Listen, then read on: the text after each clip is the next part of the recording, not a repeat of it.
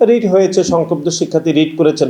রিটে কিন্তু কোনোভাবে ডাকসু নির্বাচন পিছানোর জন্য আসলে কোনো গ্রাউন্ড ছিল না, বরং ছাত্র শিবিরের ঢাকা বিশ্ববিদ্যালয়ের সভাপতি, যিনি অতীতে প্রকাশ্যে ছাত্রলীগের রাজনীতি করেছেন, যার একটি পদ পদবিও ছিল, শুধু তার নয়, বরং ঢাকা বিশ্ববিদ্যালয়ের ছাত্র শিবিরের যিনি প্যানেলের বিপি প্রার্থী, তার অসংখ্য ছবি ভিডিও রয়েছে, যিনি ছাত্রলীগের সন্ত্রাসের রাজনীতি করেছেন।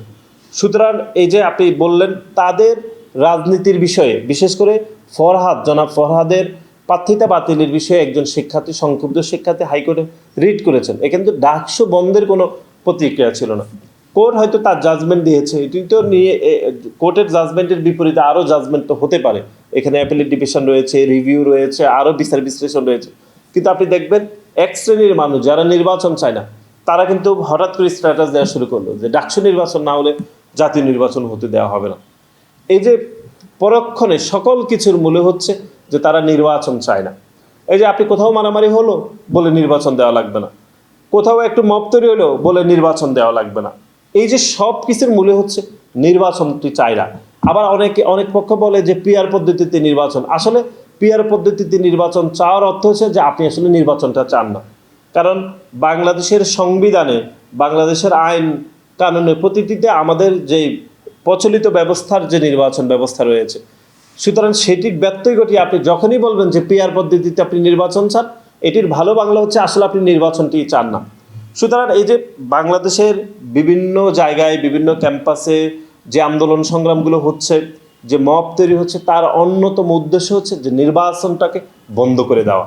নির্বাচনটা বন্ধ করে দিয়ে যে বাংলাদেশের মানুষের যে গত 17 বছরে যে গণতান্ত্রিক আন্দোলন, মানুষের মতামতের ভিত্তিতে যে একটি সরকার প্রতিষ্ঠা করতে হবে, যে সরকার প্রতিষ্ঠা করার জন্য যে এতগুলো মানুষ জীবন দিয়েছে জুলাই আগস্টে, সেই আশা আকাঙ্ক্ষার প্রতিফলনকে কিভাবে ব্যত্যয় করা যায়, এটি এক শ্রেণীর মানুষের এই উদ্দেশ্য রয়েছে। এটি ডাকসুতে কোনো কিছু হলে জাতীয় নির্বাচন বন্ধ করতে হবে, রাকসুতে কিছু হলে জাতীয় নির্বাচন বন্ধ করতে হবে।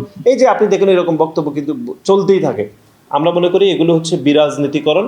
বরং বাংলাদেশ যখন একটি গণতান্ত্রিক ধারায় উত্তরণ করার জন্য সর্বদিকে এগিয়ে যাচ্ছে, তখন এইটিকে ব্যত্যয় ঘটানোর জন্য এক শ্রেণীর মানুষ এরকম বক্তব্য দিয়ে থাকে। আমরা মনে করি তাদের হচ্ছে শুভবুদ্ধির উদয় হওয়া উচিত, এবং ইনশাল্লাহ আমরা বিশ্বাস করি আগামী ফেব্রুয়ারি মাসের মধ্যে বাংলাদেশে অবশ্যই একটি নিরপেক্ষ, একটি গ্রহণযোগ্য, এবং আমরা মনে করি এটি বাংলাদেশের সর্বশ্রেষ্ঠ একটি নির্বাচন অনুষ্ঠিত হবে। এই নির্বাচন নিয়ে আমাদের মধ্যে কোনো সংশয় আসলে নেই।